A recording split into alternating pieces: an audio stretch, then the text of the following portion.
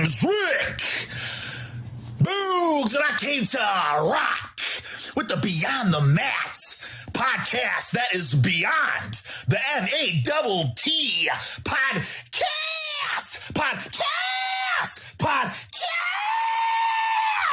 Ah!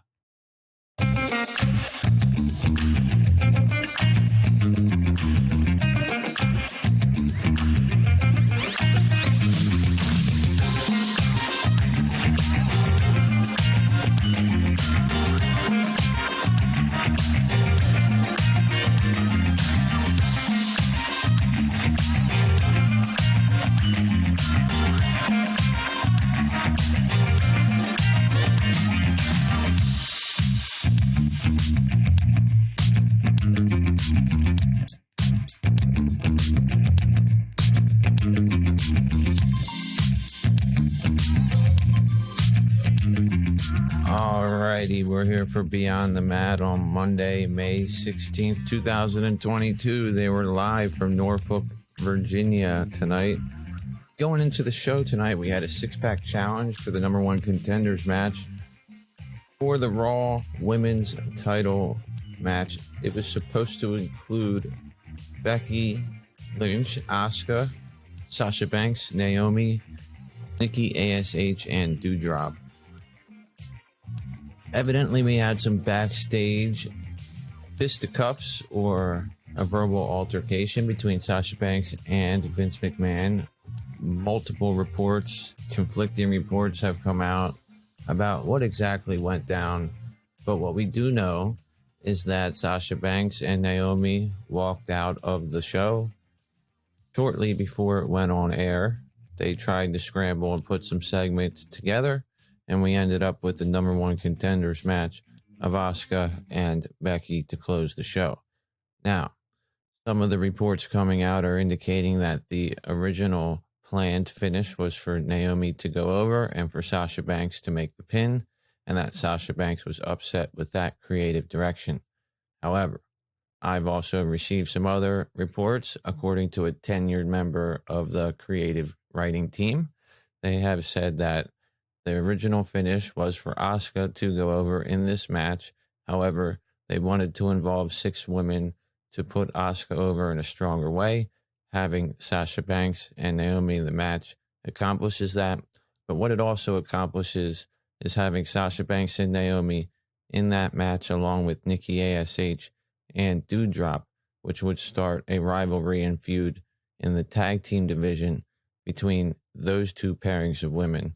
And we'd have Asuka going over and earning her title opportunity at Hell in a Cell, possibly to go on to create a triple threat situation with Becky Lynch. We'll see where that goes. A lot of people are reporting or leaning on that it was supposed to be Naomi win. It doesn't make sense for Naomi to win this match because she's a SmackDown star. Fox is very attached to their stars over there on SmackDown. I can't see a world where Naomi was set up to go and fight for the Raw Women's Championship against a fellow babyface. It just doesn't make sense. It makes a lot more sense that Asuka was going over here as she ended up doing, and that Becky Lynch was possibly part of the feud moving forward, and that the reason we had the newer pairing of outDoudrop and NikkiASH in this match, along with the women's tag team champions who were coming over from SmackDown, was to put over the match itself and make it seem bigger, make Asuka's win seem bigger tonight, but also to establish some sort of heat in between the two tag teams that I just spoke of. Now, part of Sasha Banks' issue with that is that she didn't feel like they needed to be involved in a 6-women match to accomplish that. Being a 6-women match, it becomes very clunky. You kind of need like 2 producers, maybe 2 agents working on it, people that are planning the match out. Well, as of the time that Sasha Banks had her verbal altercation with Vince McMahon, there was no planned finish for this match, and there was no producer assigned to the match, no agent signed to the match. That was part of what Sasha Banks' gripe was as well. After all is said and done, tonight we had a main event of Asuka and Becky Lynch. Asuka ended up going over and earning her title opportunity, which was clarified to be coming at the Hell in a Cell pay-per-view. Whether or not that ends up happening inside of the cell remains to be seen. I think it may, because if it doesn't end up as a triple threat with Becky Lynch as the third competitor there, I think you put it in the cell to keep her from interfering. Maybe we'll see that play out over the next couple of weeks, but I kind of see that coming. But I think Becky Lynch also has a legitimate claim when she's talking to Adam Pearce and she says she never got her title shot. All this stuff doesn't need to happen. You know, they put that segment together right after they found out the six-pack challenge wasn't happening, because that walkout of Naomi and Sasha occurred literally seconds after they went on the air. They were not prepared for this. They tried to throw together segments. We saw Cody Rhodes tonight get a promo that wasn't planned. We saw the Kevin Owens commentary for Gable and Ezekiel doing another rematch between the two of them, but Kevin Owens was downright hilarious on commentary. Those things were all put in to fill up the time that the six-woman, six-pack, whatever we want to call it, match was supposed to be. And to me, I understand sort of what Sasha's gripe was, if that what it is, what it was. If she had a gripe over the fact that she's supposed to start a feud with this floundering tag team in Doudrop and NikkiAsuka and elevate them, and they are both due to change gimmicks soon, she didn't feel that this is the right chapter to add to their story. Have them lose or get embarrassed or gain heat in this rivalry when they're just about to change gimmicks. They'd rather start the feud, they being Naomi and Sasha, after Doudrop and NikkiAsuka get into their new gimmicks or new roles, so that the feud and the rivalry actually makes sense. It makes no sense for them to get into a rivalry with Sasha Banks and Naomi, and then all of a sudden, a couple days later, a couple weeks later, whatever, part of their story be they change gimmicks. They need to change gimmicks and establish themselves as a tag team first before they start creating any heat with the champions. And that's part of what bothered Sasha Banks. Not having the agents assigned bothered Sasha Banks.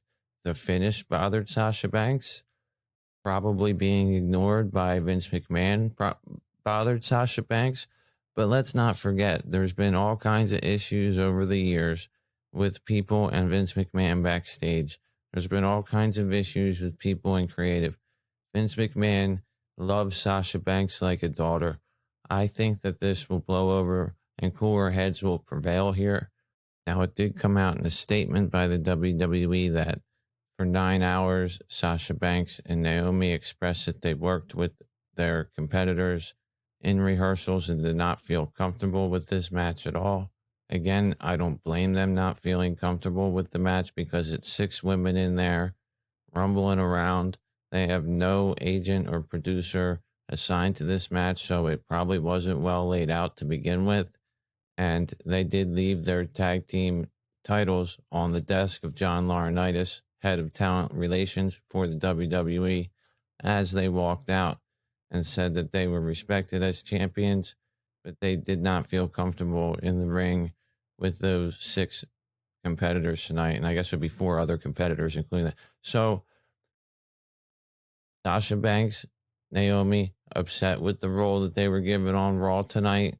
They did leave their titles there at Raw. There's 3 sets of championship belts that the company always has when there's champions, maybe even more. They have one for display, one that they carry out with them, one that they travel. They just left the title that they travel with, that they use for appearances. I don't think this was them walking out on the company entirely. Now, if it is, that's a huge development. But based on everything that I've heard, this is something that's going to blow over, and it's something that they were upset about, an isolated incident, and the direction of things was going to go in the direction that it ended up going anyway, save for the tag team feud between Naomi and Sasha and Nikki Cross and Doudrop. But you never know what's going to happen. You never know what really happens behind the scenes. I got one report, Fightful's reporting something, other podcasters are taking other reports and running with them. I'm just hearing what I know and regurgitating that and try to interpreting it based on what I've seen in the past. Am I 100% right in here in this situation? I have no idea. It remains to be seen. But my insight on it is that it had much to do about nothing in the end. More so that Sasha Banks and Naomi felt like they were being thrust into a situation that was unsafe and uncalled for them, and they didn't need to be presented in this way on Monday Night Raw with Doudrop and Nikki H, especially when the main storyline involved Asuka and Becky Lynch, and it sort of overshadowed them in the main event, but also brought on a tag team feud that they didn't feel comfortable with. So moving on from that, Raw opened tonight pretty well. You know, we had our cage match opening. I'm thinking to myself, what's going to happen here? Is the ring going to break eventually? How are they going to get this match done with these two giants in the ring? We got Omos now being referred to as the Nigerian giant. We have Lashley coming out to his star-studded entrance on the podium. He's really doing his babyface thing, probably the best he's ever done babyface in his career. His timing's great. The Bobby chants are hitting in the crowd. People really like him. I really feel like this feud is a lot more about Bobby and MVP, Bobby and the rest of the Hurt Business, not just Omos.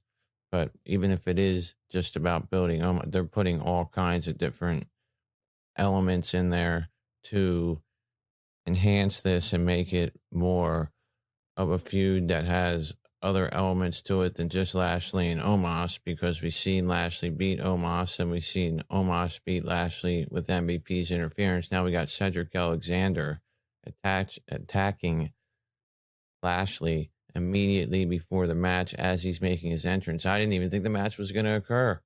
There was all this brawling before the match. We had Omos come out, join the brawl, beat down Lashley. They ended up at the top of the entranceway. Did Omos and MVP staring down Lashley in the ring. I thought they were teasing us and they were just going to not have the cage match.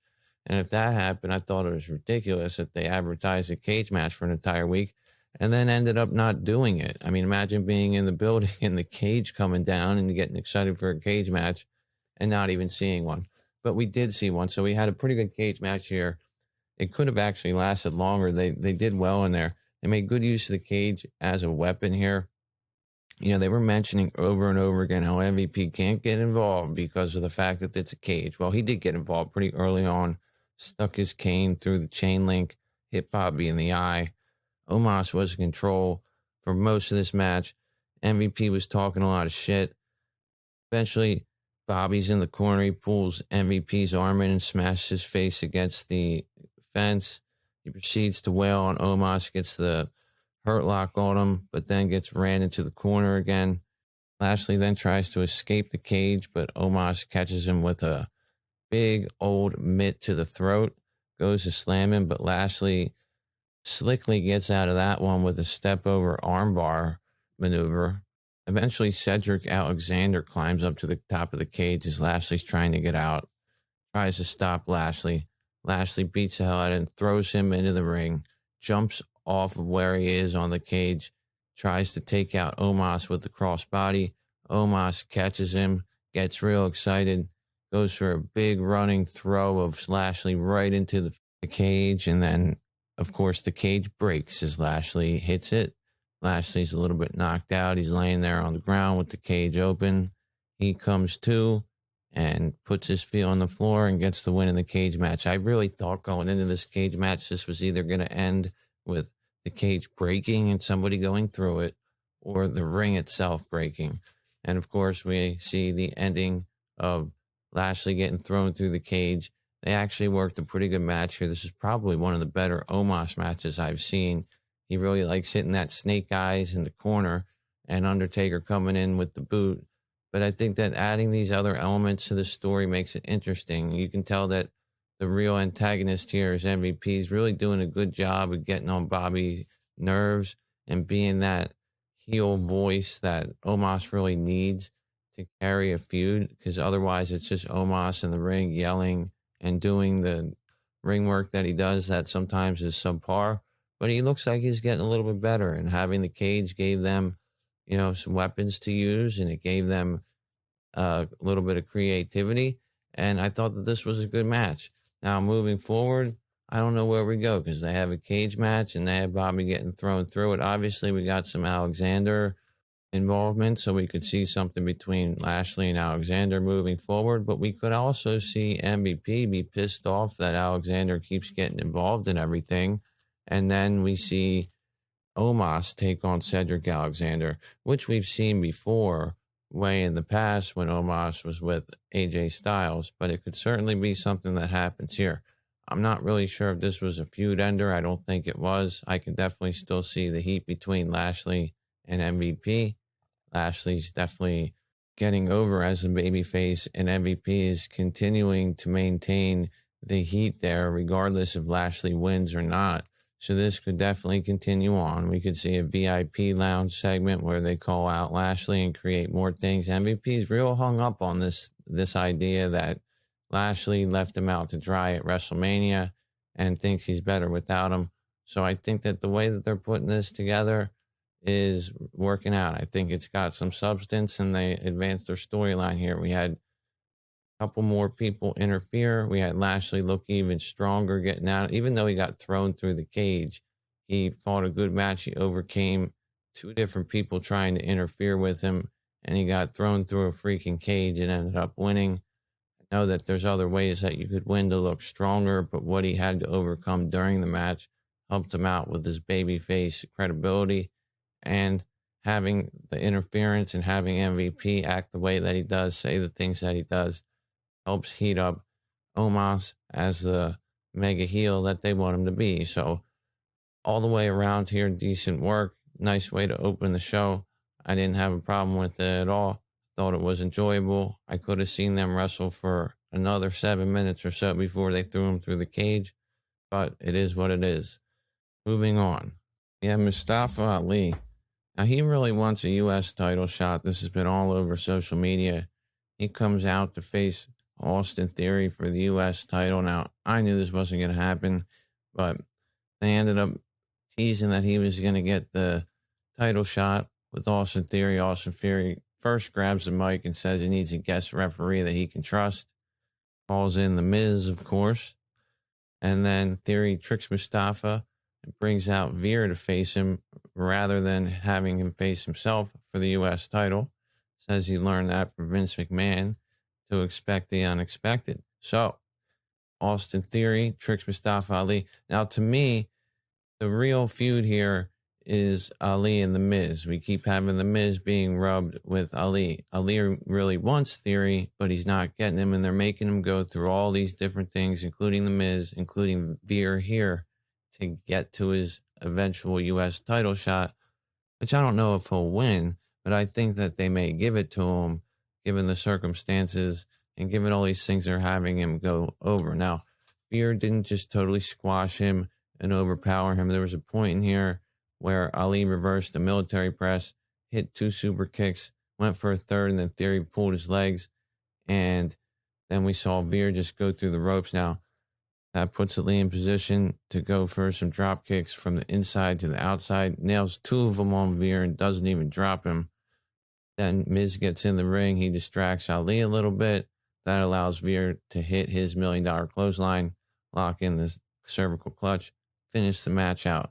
Story here with the match and everything is that Ali wants the U.S. title shot, but Miz and Theory are getting in the way of that. Obviously, they're throwing everything at him to make him try to get over it. They're not being fair to him. Obviously, as the heels, making it very hard on the babyface. I see them continuing to make it difficult on Ali to get his title shot. They will continue to stack the odds on him. That's what they're doing here. And, whether it's Veer, whether they find somebody else, so they're just going to continue to feed people at Ali to not give him the U.S. title shot, make him earn it in their view anyway. And eventually he will get that title shot, I think. Whether or not he wins it remains to be seen. But he's also getting a chance to get over a little bit, having a match with a guy like Veer, who's won every match in 30 seconds, at least Ali got in some offense here, did some moves, showed that he could hang in the ring with the monster like Veer, and he only lost due to the fact that he was distracted by Miz. He did have the upper hand just before the distraction. So that's the story there. Now, just after the match, when Veer started flipping out, we had the Mysterios finally return. So now we have more of a story for Veer here. We have the Mysterios come out, hit an assisted cross body. Looked like Veer was just going to catch Dominic at first, but then Ray hit the top rope, jumped off, hit the drop kick into him, knocked him down. And now we have the Mysterios returning to seek their revenge on Veer Mahaan. So I think that's pretty interesting as well. So this match took care of two different storylines, really, all in one shot. And, I didn't have a problem with it. Probably the best Veer match we've seen on TV so far. Mustafa Ali looked good coming out of it. Looked pretty good to me. They're trying to get some things together here with these guys, and that's all we can really hope for. Whether it's Mustafa Ali or the next guy, I'm all for them building up new talent. So now we see backstage Becky Lynch with Pierce. She looks a little bit uneasy. We're getting ready for a commercial break. We're going to hear from her soon. He is brought back after the break. In the middle of the conversation, she says, "It cannot happen that way," referring to the number one contenders match. Sasha and Naomi just left. It shouldn't happen, meaning the number one contenders match again, because I have not had my rematch after having the greatest championship run ever, and I should be the number one contender, and that's it. Pierce then tells Lynch he will face Asuka in the main event for the number one contenders match. But to me, I'm wondering, this six-pack challenge involves Sasha Banks and Naomi. We're told on air that Sasha Banks and Naomi have left the building, but we're not told anything about NikkiAsuka and outDoudrop. So I don't know why they didn't at least acknowledge the fact that they were not going to be participating in this match that we originally knew about. And, what else could they could have done something else with them on the show to further their storyline. But maybe the Sasha Banks and Naomi thing was such a blindside to them, they just couldn't handle it. I really don't know. So next up, we had Riddle versus Jimmy Uso. Jimmy Uso had Jay ringside. Riddle did not have Orton. Giraffes tonight were what exploded off of Riddle when he came out. Big pop for him. We saw him against Riddle ahead of Backlash. Did we see Jimmy Uso? And this time it was a rematch, but we did have Orton ringside with Riddle. So Jay took advantage of this, and he took some deep shots on Riddle. We had a cool spot in the middle of this one when Riddle countered a corner charge from Jimmy Uso, locked in a triangle leg hold around the neck of Jimmy Uso and pulled him ringside. But just after this, Jimmy hit a suicide dive on Riddle and then sent him into the ring steps. And then we ran into a commercial. Back from the commercial, Usos were taking control, nailed him with an enziguri. Then the Usos slow it down with a chin lock mid-ring. They trade blows for a little bit. Uso gets the better of Riddle, hits a pop-up Samoan drop. Riddle eventually goes to the top rope. He's trying to get that top rope RKO, but he gets headbutts out of there. At one point, Riddle's on the top rope here, and Jay pulls him down when he was going for the floating bro. Then Jimmy went for a pin on a roll-up. Jay was actually holding him down to try to help him get the pinfall. Referee noticed this. I think this may be a little bit of foreshadowing of the referee either noticing or not noticing some kind of cheating happening in the unification match that we're going to see on SmackDown on Friday. But anyway, this leads to Jay getting ejected from the match. Jimmy gets pissed off. Riddle takes advantage of the distraction, hits an inside cradle pin, and gets the 1-2-3. Great match here. Another great interaction between the Usos and RK Bro. Riddle standing alone here. Comes out of here looking super strong, in my opinion, because he got the win against all the odds of having Jay ringside, having to face Jimmy. They were beating the hell out of him, taking cheap shots there. They also did a nice job of not allowing the cheating of the Usos to finish the match. It teases us, in my opinion, that the refs may be on top of everything and be on the up and up unification match that we're about to see. But then again, maybe they won't be. Who knows? Maybe they were showing this so we think, okay, if the Usos try to pull one over on RK Bro, the refs are going to notice it. We did see it in the women's tag match. The ref noticed that Baszler was holding Natalia's feet, or vice versa, whichever it was, on SmackDown when they were trying to make a pin against Sasha and Naomi.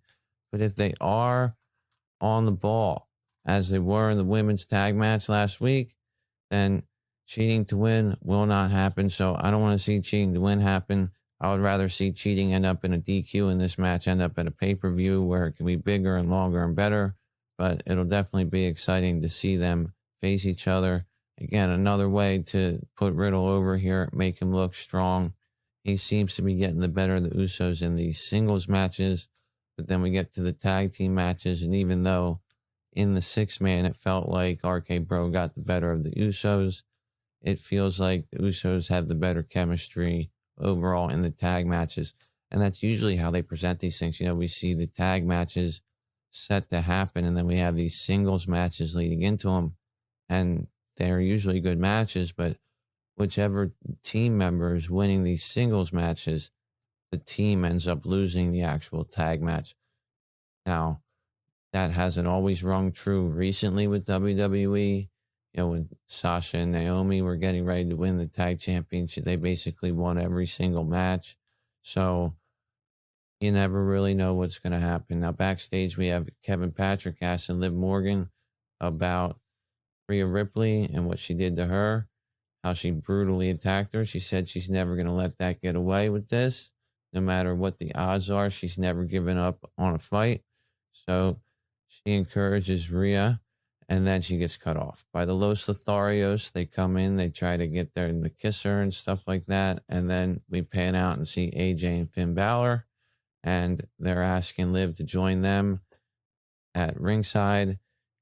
3 against 3, them against Judgment Day. That way they can all protect each other. So that's the idea there. We'll find out later if Liv actually decides to join them ringside, but AJ and Finn are set for a tag match tonight against Los Lotharios, who are typically on SmackDown, but coming over for Raw for this match. And we'll get more on that in just a minute. But before we do, we had a backstage promo pre-taped for Judgment Day. Edge was in his big chair, Rhea Ripley to his right, our left, and then Priest on the other side. Now, I always thought if Rhea Ripley joined this faction that she would be the one who gets to sit in the big chair. You know, I thought Edge would let her sit in the chair. But Edge is sitting in the chair nonetheless, and they cut their promo. Damian Priest actually starts this one out. Now, this actually was a pretty good promo here for them. I actually liked it. I felt like they made it concise, short and sweet, got to the point, said what they needed to do. They came off well, came off strong. Edge was very, very convincing in his promo, but he also was very smart in it. He covered sort of all the bases. He did some cheap heat. He went for some serious things. He even baited AJ into joining his Judgment Day faction because in Edge's mind, AJ can either stand beside him or stand at his feet. So Priest says, the fans basically, do you believe us yet? No, you don't, because if you would all be standing and acknowledging us, that we are better than everybody else, basically. Says that none of your heroes are going to be able to step to us and face us, and if they do, they'll face nothing but punishment. I like the fact that he said punishment here because he used to be known as Punishment Martinez. I like the fact that Edge refers to him as his punishment. It's actually kind of a cool callback. Then we get Rhea. Says, I've enjoyed every second of the movement. We are done being what you wanted us to be, and there's nothing holding me back now, and it's time for nothing but eradication. I listen to my saints, says Edge. They don't speak lies. Some of you are now low-hanging fruit, but some of you are now tired of pretending, and you should stop being sheep and join us. So now Edge here finally is acknowledging to fans, like, hey, some of you might like our faction. Come join us. Not so bad to join us. Even you, AJ Styles. Stop living in pain. Come join us, and we won't have to keep exerting punishment on you. So he says Judgment Day means power and truth. So we have Edge giving a mission statement here. He's pretty nice and straightforward. I think everybody did a good job in this one. I'm curious to see who the next members of Judgment Day are, because Edge did say his arms are open to anybody else who wants to join. It'll be exciting to see who else joins them and how it happens. He did mention AJ. A lot of people have said it could be Finn. So maybe the whole story is long term, Finn turns on AJ and Liv Morgan now. And then we end up with Finn Balor in there. And Edge basically says to AJC, look, you should have joined me because now your buddy who you thought was your partner, he joined me. And now you're left laying again. Who knows? Maybe that could happen. Maybe we'll just see people like T-Bar, Ciampa, like I was saying before, enter this faction. Either way, I'm with it. I like the way they're going. Balor and AJ now are in a tag match against Los Lotharios with Liv Morgan entering at ringside to join the three of them. She's cheering them on the whole match. I think it's great to have Liv Morgan rubbing up against Balor and AJ and having a babyface group and a heel group and evening the odds here. Now the commentators kept putting over that the odds are even now. There's 3 faces, 3 heels, 3 good guys, 3 bad guys, whatever. It's all even now. Everybody has an even playing field. I think the fact that they belabored that point over and over again on commentary tonight is probably an indication that we're going to see the 4th member of Judgment Day before we know it. So we'll probably see that pretty soon. Maybe next Monday we'll get the new member joining Edge and his faction, because just the fact that they were really trying to tell us that there was 3 and 3 now, we're probably going to see something else. Now, there was a cool spot in this match here. AJ reversed a double back suplex by Angel and Humberto. Hit a back body drop on Angel, knocked him out to ringside. Then he and Balor got rid of Humberto out to the same area in front of the announce desk. And they both hit stereo springboard crossbodies to the outside. And that took us into a commercial break. But the stereo crossbodies was real nice. Thario's got in control of Styles after the break with some double teams and a strange looking leg hold in the middle of the ring. They went for a wishbone split, but Styles kicked out of it. Nailed Humberto with a roundhouse kick. Then he hot tagged Balor. Balor ran wild here, hit a forearm on Angel, double stomped Humberto. Nice looking tornado into a side Russian leg sweep by Balor after that. Angel then hits a double drop kick to AJ. Balor reverses Angel's attempt at a wing clipper and nails a sling blade, runs right into a super kick after that, nails him right in the freaking nose. Carrillo then goes up top for a 450 moonsault, but ends up eating Balor's foot, and the finish then sees AJ hit the phenomenal forearm on a reeling Angel, and Balor nailed the coup de grace on a fallen Humberto for the 1-2-3 commentary, putting over the united front here of AJ, Balor, and Liv. I think that, like I said, that united front is great for all 3 characters. I wanted to see a face group oppose the Judgment Day faction, but I just have a feeling that just as the faces even the odds, the heels are going to take one step further. So I think that's where we're going with that. Good match here. Not sure really where the Los Lotharios are going after this. They seem more of an enhancement act at this point. But they're a talented group, and it'd be nice to see them get a little bit more action. And it was good to see him on TV tonight. And one of the things that was added to this episode was the backstage segments with Owens and Alpha Academy talking about the DNA results, about Ezekiel's, KO's pissed off. He's saying, what are you waiting for? Read the results of this DNA test. He pulls it out, says the results are contaminated by barbecue sauce. And he looks at Otis, finds out Otis was eating ribs that day and caused the contamination. Gable then blames the chain of custody. Kevin Owens freaks out all about it. He's hilarious in this segment. He's so good at carrying this comedy stuff and making it actually seem serious and seem like he's pissed off at the fact that everybody thinks Ezekiel is Ezekiel and not Elias. So Owens freaks out here. He says that all the tests that Gable's doing, should be right because he's the smartest, but Elias is making him look like an idiot. Gable then does his shoes. He says we'll find out next week, but tonight he has to beat the hell out of him in the ring. So during this match that they had tonight, Kevin Owens is on commentary, and this is funny as hell. He's telling Gable to make Ezekiel admit that he's Elias before he taps out when he has him in a submission hold. Gable was really smooth in the ring in this match. You know, he never ceases to amaze me with his in-ring work. The KO was just funny as hell, yelling at Byron Saxton, trying to correct him that it's Elias, not Ezekiel. Then he points out after Ezekiel hits a knee to the face of Gable that that's one of Elias's signature moves, and that has to be Elias. And he's talking about a knee to the face. The simple is like if somebody punched somebody in the face, and he said that was his signature move. He's yelling at how they need to get the graphics correct and that the idiot who's running the screen's a liar. The guy running the music's a liar.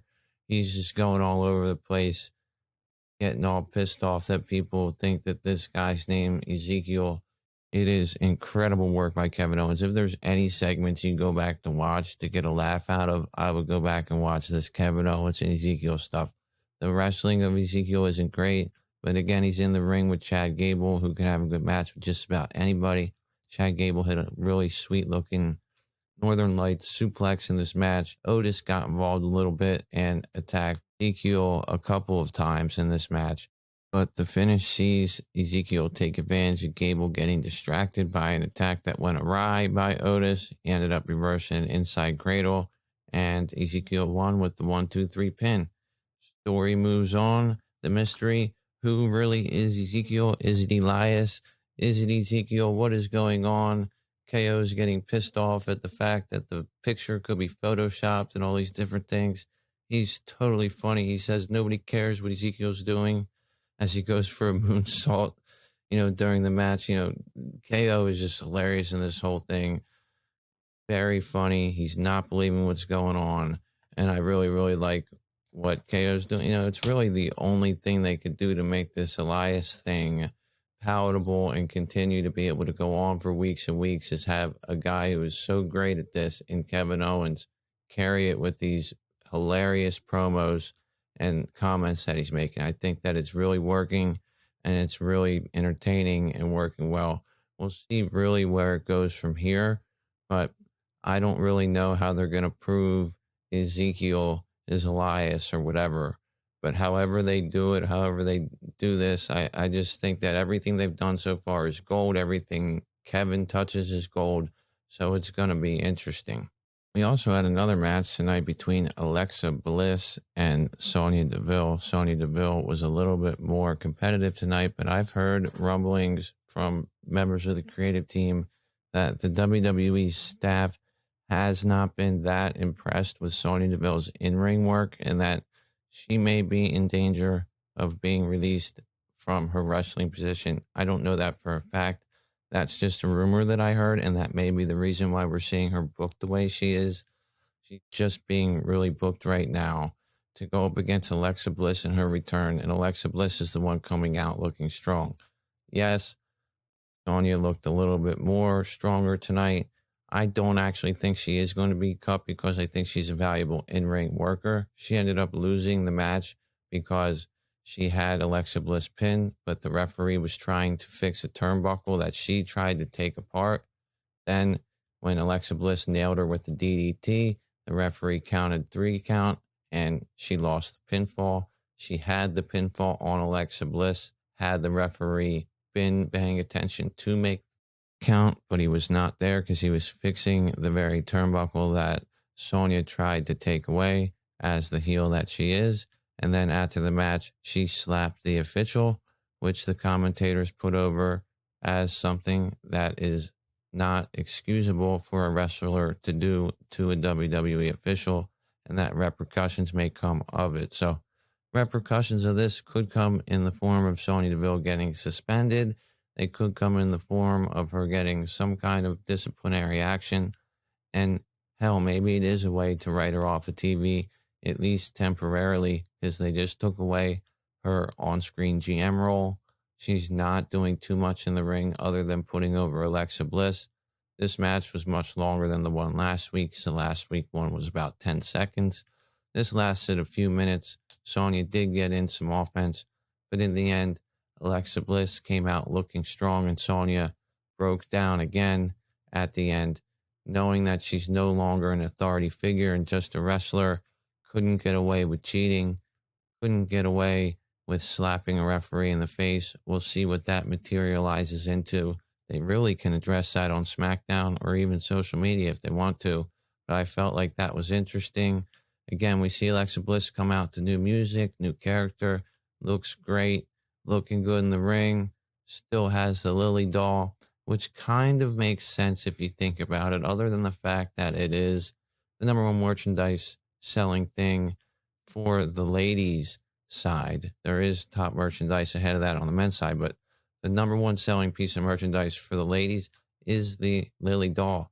And after those silly vignettes we saw of the psychologist and Alexa Bliss, he did say, I got a new doll for you, and I restored it with the original stuffing, and as long as you have it, you'll be normal and okay. So as we associate the doll with her previous character, maybe the correct thing or what they want us to do is associated with the fact that the therapist said, as long as you have this with you, you won't be that old fiend character. I think that's more the reason why we continue to see it. I don't really have a problem with it because at the end of the day, I'm there for the storyline and for the in-ring work, and I think that they are putting it in there with Alexa Bliss. I'd like to see her move on to something other than putting down Sonya Deville, but somebody's got to do it. They're definitely going somewhere with the Sonya Deville storyline and with the issues of her and her abusing authority. So we'll see where that goes. I think we're going to see a suspension or something for Sonya Deville coming up here soon. And now we got Asuka. Asuka is backstage. She's cutting a promo here about Becky Lynch. I just don't understand this stuff with Asuka. I understand her character. I like Asuka. I think Asuka is a legit person that could break anybody's limb no matter how she wants to. She's a submission specialist. She's a badass. But the way that they write her promos doesn't make sense to me. I even looked this up. If somebody is in the United States from another country, whether it be Japan, China, Germany, India, and they don't speak English as a primary language, if you're in the United States and not even trying to learn English, within 2 to 5 years on average, you will at least pick up enough English to be able to speak a sentence, according to studies. On top of that, it takes about 4 to 7 years on average for someone to be fluent in English and really speak it as a second language. Again, even if they're not trying, just being surrounded by English speaking people constantly, which you pretty much are in the United States.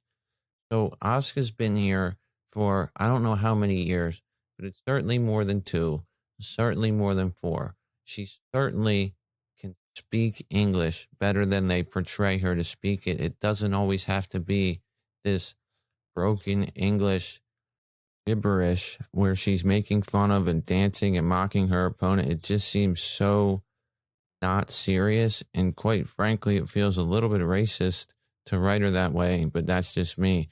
I don't really have a problem with anything else Asuka does. I think she's outstanding in the ring. She showed it tonight. Not a huge fan of the spraying the poison mist in people's face, but it is what it is. Anyway, moving on from that, just before the main event, we get a 24/7 backstage segment. Happened real quick. Tamina was trying to get R-Truth to serve Tozawa his divorce papers. She was pissed off that they weren't served yet. Then suddenly we have Truth discover that Tozawa's in a trash can. He pops up, gets the paper served to him, takes off running. Tamina chases after him. Then Dana shows up. R-Truth then harasses Dana about how he wants the 24/7 title back. She runs away from him, ends up running into Carmella. Carmella and Dana exchange some words, and then Carmella tells R-Truth that she will help him get the 24/7 title back, but she wants a shot at Dana Brooke because she doesn't like Dana Brooke for whatever reason. So got a little mid-card women's feud, maybe a 24/7 feud going on.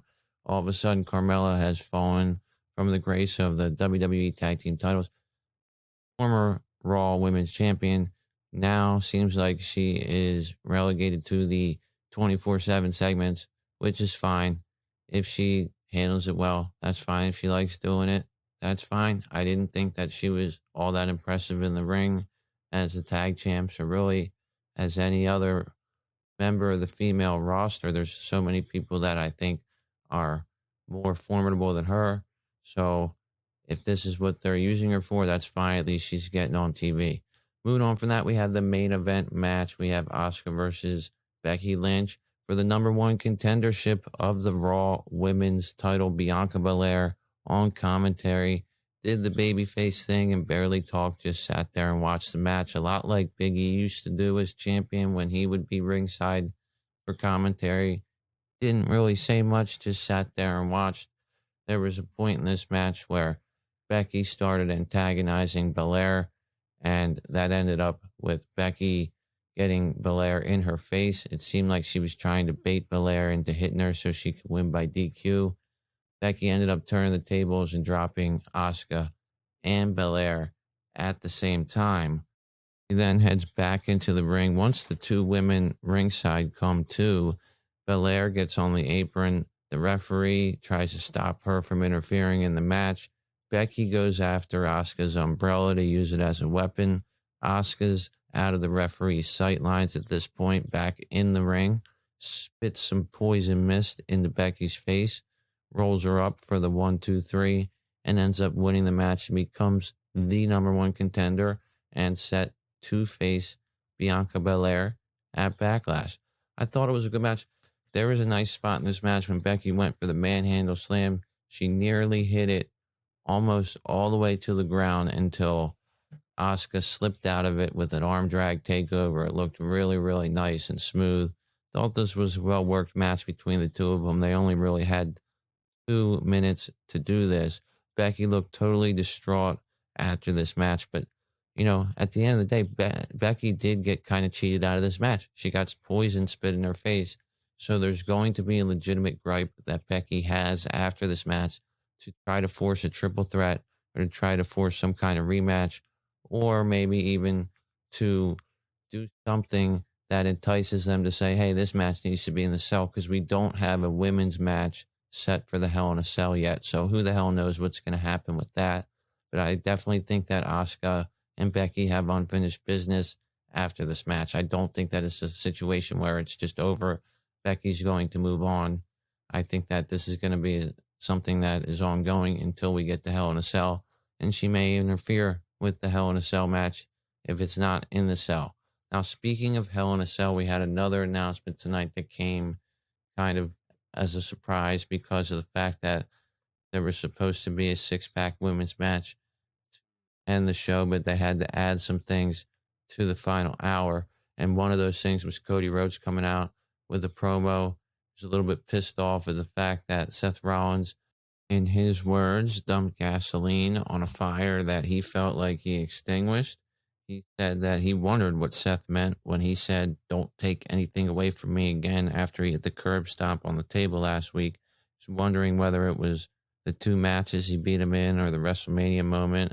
He goes on to say that the only thing standing in Seth's way is Seth himself. He then harkens back on Seth's career and talks about how Seth has climbed the mountain and gotten to the top. Contrasts that with his career, how he had to scratch and claw his way, and now he is where he is. Eventually, this leads to him challenging Rollins to a Hell in a Cell match at the Hell in a Cell pay-per-view. I think this was a match that a lot of us thought was going to head to the cell. Definitely all thought it was going to be another match, at least. And if we thought that 2 matches was too much, if you were one of those people or 2 matches was enough, I do think that most of us agree that these 2 put on great matches. Seth Rollins recovers from a loss just fine. Obviously, he's lost twice, and this match seems just as important as the first one or the second one, and they're going to be facing each other inside the cell. Seth warns him that inside of the cell, he will exploit all of Cody's insecurities. Cody ends up saying, I'll see you in hell. Now, Seth's back there cackling. It's pretty funny. He says that stealing my spotlight is not enough for you. Cheating wasn't enough for you. And one stomp on your face and you're begging me for one more go round at it. So Seth here is playing off that he doesn't actually need to face Cody again, even though we all know it's eating at Seth inside and he wants to fight Cody again. So we got some heat between the two of these continuing. I like the way that they're getting it going. You know, they always are finding new ways to have these two keep it interesting. Putting it in the cell makes it interesting. We've seen regular standard singles matches between the two of them. They've hit those out of the park. Real interested to see the way that they work this in the cell. It'll certainly continue to build Cody as the babyface they're trying to build him to be, and Seth's the perfect guy, like I always say, to have him up against to do this. He can maintain his heel heat. He can carry the feud on his end with his promos. He can make it feel important and believable, and a loss isn't going to hurt him at this stage in his career. He's just that great and that accomplished at this point. So the only other thing that we saw tonight was Lacey Evans getting introduced again to the Raw roster. Again, we've mentioned before she's listed internally as a heel on the Raw roster. She was introduced by Mike Rome, the ring announcer, and this is a typical heel thing to do, but she came out to a babyface reaction. Obviously, it's not like she said anything heelish so far or done anything heelish so far. She's done the entrance. She wanted to thank all the people for being in the military and things like that. But if you read between the lines and sort of the way that she was saying things, she said, I want you all to get off your butts and do this. And she said, nobody understands what it's like for us in the military and things like that.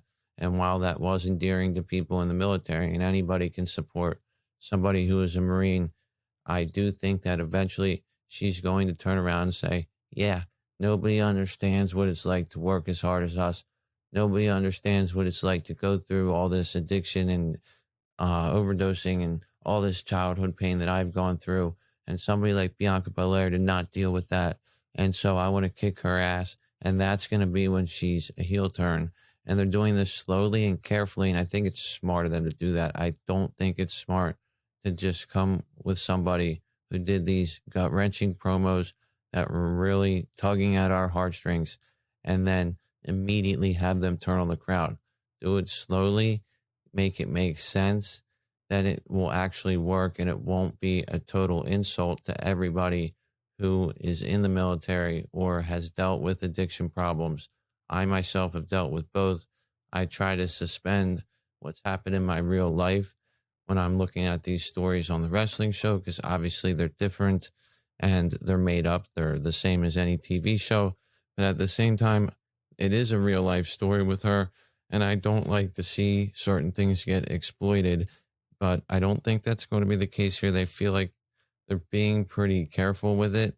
If there is a heel turn, which it seems like there's going to be, it's going to be done in such a way that she justifies it.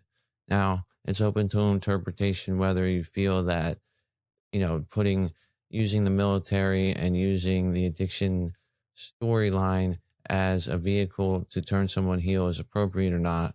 I think at the end of the day, if it works and they get Bianca Belair some opponents and they don't offend anybody, it's all okay. But that's just my take on it. Who knows what they're actually going to do with her? I think overall tonight, though, we did get some good storyline movement in different areas. We did have the uncertainty and the sort of background problem of Sasha Banks and Naomi walking out. A lot of people were talking about that. That was dominating message boards I was on and things like that. I don't think that there's going to be a long-term issue. They did leave their title belts there, but at the end of the day, they're just props. They're title belts. That's just a statement by them. And, you know, for lack of a better term, that was the Banks statement of the night. She just did not believe in what they were trying to do for her. It happens. I think they'll work it out. She's a very valued talent by them. Something will happen in the next week or so. Of course, when it does, if it does, I'll report something to you guys either here or via social media. I have a couple different people inside that have told me a couple different things. I'm not sure exactly what's true and what's not. I'd rather not report things that aren't true. I always say I don't want to be first. I don't need to be right. I just want to do what's true and what I know and feel to be true. And at this time, I don't really know everything about that.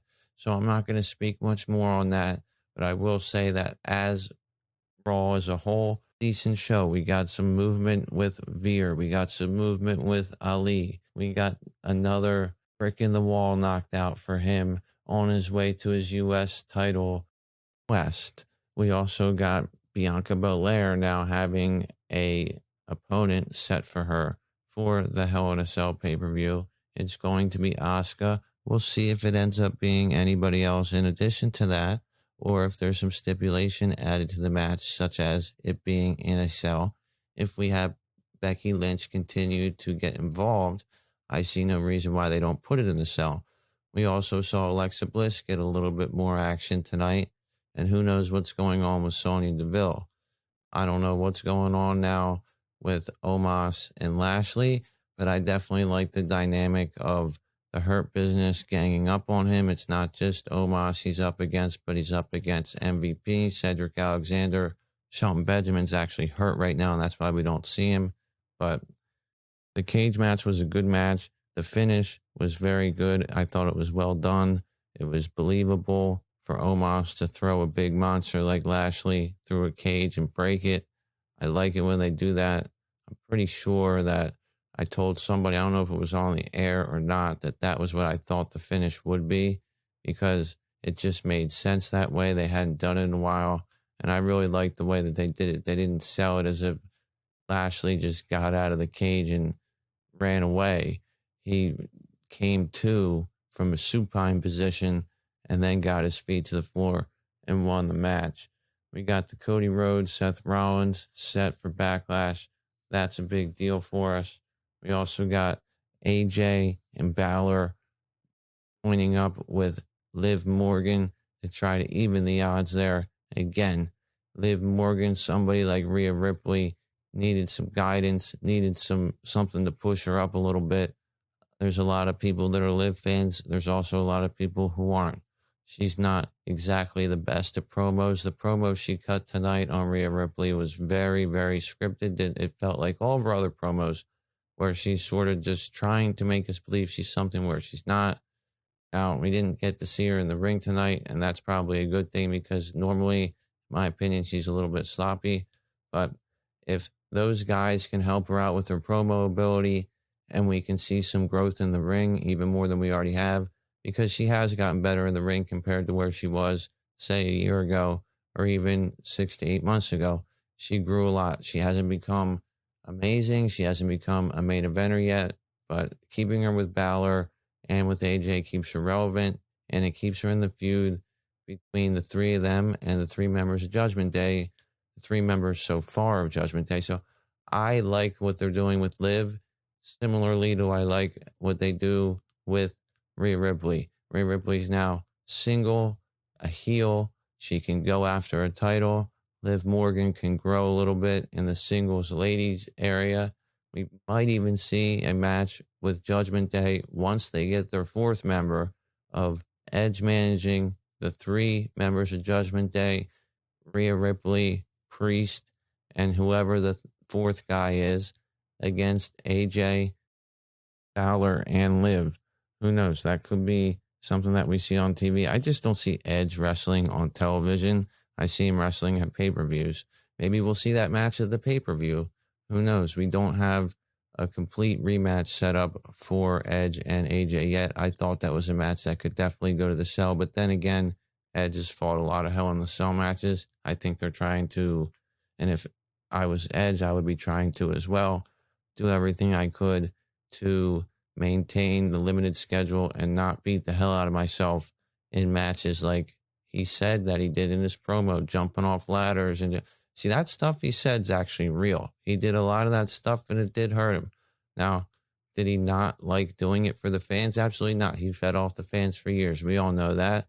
That's one of the reasons why in the beginning it was hard for me to buy all this stuff, but I see what the purpose of it is, and that's why I like what they're doing. So I think that overall we had a good episode tonight. Don't know what we're doing with the Los Lotharios on there. Obviously just a vehicle to get the tag team of AJ and Balor over. A couple nice spots tonight.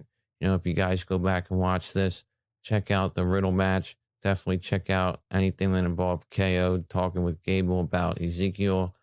And I would also say that the AJ Styles tag team match with Balor was a pretty entertaining match. So, there's some good stuff on the card. Go ahead, take a look at it if you haven't seen it. If you have watched it, I hope I provided you with a good review. I'll be back pretty soon with some more content. We're going to be working on some watch alongs and a couple other good ideas that we've come up with lately. They're going to be surprises. I don't want to say too much about them because I don't want to give everything away so far, and I don't want to say that we're going to do one thing and it turn out to be another, but I can tell you that what we're working on is exciting. It's definitely going to be content that you're interested in. So just make sure that you hit the subscribe button if not already, so that way you have access to us when we drop our episodes that are coming. If we drop something that you're not interested in, no big deal. Something will drop that you will be pretty soon. Please leave a rating if you can. 5 stars would be great. If you have time for it, leave a review. If you don't have anything nice to say, there's no reason to say anything at all. If you don't like the podcast, that's fine. It's not going to be for everybody. Everybody's got a different show. But at the end of the day, I'm happy to be here and talk about it to you guys. Until next time, Beyond the Mat signing off. Remember, you can follow me on Twitter at BeyondMattWWE. Feel free to email me anytime, matt@beyondthemat.com. We're going to be here cranking out some content pretty regularly and ramping it up pretty soon after Memorial Day. So 2 more weeks, and we'll really be having some content coming out that's really interesting for you. Lots of retro stuff, lots of attitude area stuff, lots of ruthless aggression era stuff. So we're really going to start ramping it up and making it more interesting for you guys, not just current stuff, but past stuff. So I hope you guys are there for the journey. Until then, take it easy, and I'm going to go do my normal thing. I think I'm going to go to the nearest nudie bar and have a drink.